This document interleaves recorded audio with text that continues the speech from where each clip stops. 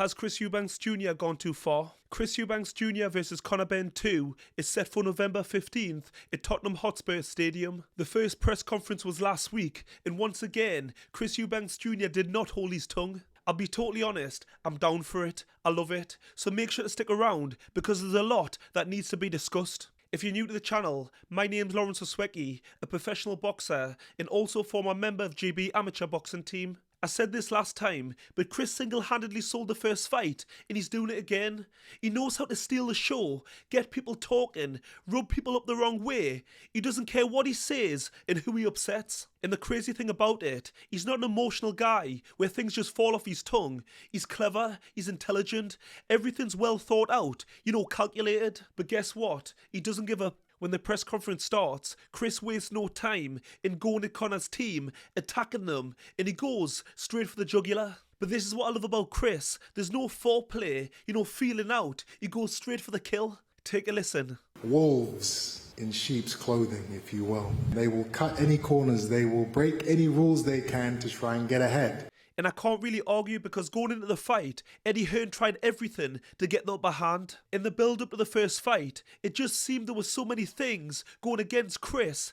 Even when I think back to the Piers Morgan interview, it was Piers Morgan and Conor Benn versus Chris. Piers Morgan, he's controversial anyway, and I think he's a friend of the Benn family. But yeah, it was a bad interview. He certainly wasn't neutral or non-biased. Chris says after the fight, he was severely dehydrated, and because of Conor's team, he was held up in the ambulance for 20 minutes. These scumbags blocked that ambulance from leaving the stadium for 20 minutes. And obviously Eddie Hearn's raging because that's a massive statement to make. And even I was caught by surprise with that one because Eddie Hearn, he's a lot of things, but to say he held up an ambulance, it's a bit much. Eddie Hearn's a great promoter and he'll do what needs to be done for his fighter, but there's a line. And naturally Eddie's fuming and says he's going to be taking legal action. You can really see that Eddie hates Chris with a passion. And going back to the first fight, I don't think anybody's dominated Eddie the way Chris did at the press conference, not allowing him to speak. And personally, I hate all the legal talk and suing. It's a press conference, trash talk, have a verbal fight and get on with it. And this one made me laugh. I was actually so dehydrated that one of the toenails on my big toe fell off. Have you ever heard anything like it? He was so dehydrated, one of his toenails fell off. Is he for real? Maybe it's a thing. Please let me know in the comment section. Is this ever happened to you? And it gets better. This is when you realise Chris doesn't play games. And he calls the British Boxing Board of Control, Robert Smith, a scumbag. And let me tell you as a fighter, calling the British Boxing Board of Control scumbags takes balls. And in most cases, it'll end your career. He says that Eddie has Robert Smith in his back pocket for allowing various things to happen. He said, why did Robert Smith personally escort Billy Joe Saunders to his changing rooms on fight night? Bear in mind, Billy Joe Saunders is one of Chris's former opponents. It was all part of Conor's team's plan to unsettle him, play mind games. In the build-up to fights, it's all about mind games, trying to get an advantage. But in the first fight, it did seem as if Conor had a lot of unfair advantages. It didn't stop there. Chris also brought up that Robert Smith allowed Conor to wear horsehair gloves, which wasn't in the contract. At this point, I don't know if Chris has just thrown things out there because as fans, we don't always get to find out the details of the contract. But what I will say, I've never seen Chris's face swollen like that, and he's been in some big fights, tough fights. Guys that are much bigger and punch harder than Conor. Chris again blames Robert Smith for him missing weight, saying he allowed various people into the weigh-in, cameramen, media, and other people, and it's meant to be private. And of course, Eddie Hearn's not having any of it, saying it's Chris's fault because he turned up late. It's hard to work out what's the truth and what's not, but Chris is clever. He knows how to plant seeds in the fans' minds. Chris is really firing on all cylinders. He goes further. He says the boxing board, they've fined me, they've been doing investigations, but where's the investigation for my ambulance being held up? Chris says, where does the money go from the fines? He said it should be going back into boxing, back into the foundation to help the fighters. But from what he can see, it just goes to the fat cats, the likes of Robert Smith. I don't think Chris has heard the saying, don't bite the hand that feeds you. And I totally get Chris's frustration and annoyance because he's being fined hundreds of thousands of pounds. Where does the money go? Really, there should be more clarity. There should be a document online, maybe there is, so everyone knows exactly where the money goes. It sounds like an attack, but actually, I do agree with Chris. I want to know. If I'd been fined all that money, I'd feel exactly the same.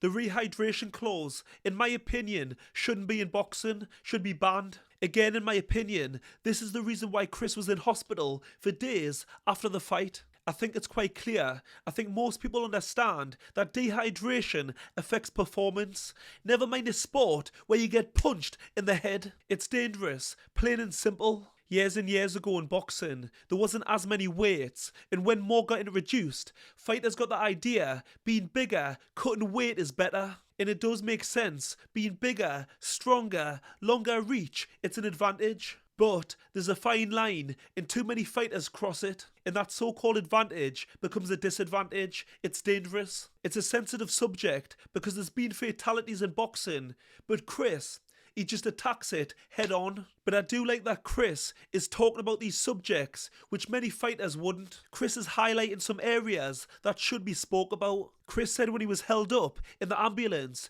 had it been serious, it could have been fatal. And I don't agree hands down it was anything to do with Conor's team, but he does make a good point. Something needs to be done, put in place, because waiting for 20 minutes is madness. It shouldn't have happened. Don't shoot the messenger, but it does reflect on the British Boxing Board of Control because they're in charge of the whole event. So hopefully something good comes out of it and something gets put in place. Unfortunately for him, he's in a position of power because he's financially secure and there's a lot of money in this fight and they need him. I don't agree with everything that Chris says, but you need people like him in boxing willing to stand up to the big dogs. So hopefully certain changes will get made. There was the moment where Eddie tried to play tribute to Ricky Hatton and Chris wouldn't let him speak. A lot of people thought it was disrespectful to Ricky Hatton, but I completely disagree, and I'll tell you why. As a fighter going into battle, his mindset for the press conference was already set.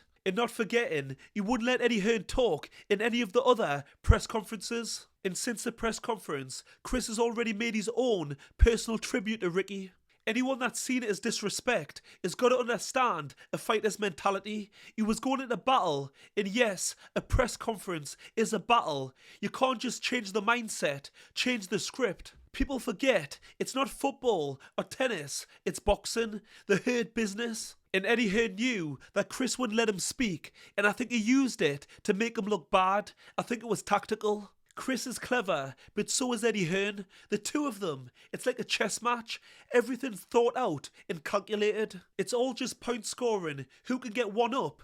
But really, that's the whole point of a press conference. Chris Eubank Jr. and Eddie Hearn are two of the best talkers in boxing. A lot of people thought there shouldn't be a rematch, and Conor should be chasing world titles, and Chris should be fighting people his own weight. But for me as a fan, how can you not love the fight after the first one? It was an absolute classic. And make no mistake, for both guys, it's the biggest fight for them. And when I say the biggest fight, I mean as in money. And boxing's about money. It's a prize fighting sport. Can it be as big as the first one? Absolutely. You've got two massive personalities. Both the dads are boxing legends. Let's go. Let me know what you think. Please let me know in the comment section. I will be doing more videos on this fight closer to the time, so stay tuned. But in the meantime, don't forget to like and subscribe and go watch this video next.